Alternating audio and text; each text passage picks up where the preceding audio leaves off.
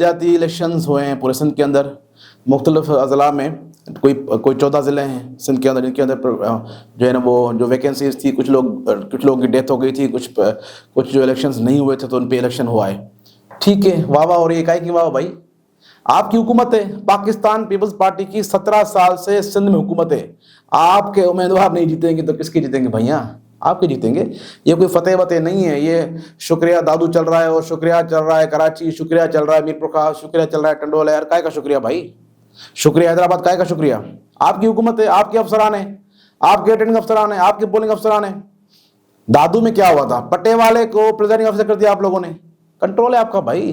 तो ये इलेक्शंस में मानता ही नहीं हूँ, ये फिल इन द ब्लैंक्स हुआ है। जहाँ जहाँ भी लोग नहीं थे वहाँ पे उस पार्टी ने अपने मनपसंद जो है ना वडेरे, छोटे मोटे वडेरे, बहुत वडेरे हो गए सिंध के अंदर, बहुत वडेरे हो गए हैं, उनको बैठा दिया, इलेक्शन हो गई, वाह वाह हो गई। तो मेरा ख्याल है ये इलेक्शन नहीं था, ये काइंड ऑफ सिलेक्शन थी।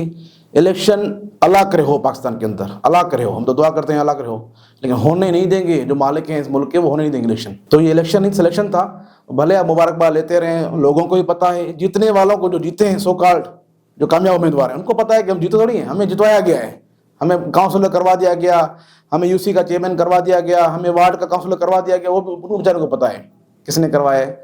तो बड़ा इलेक्शन नहीं था।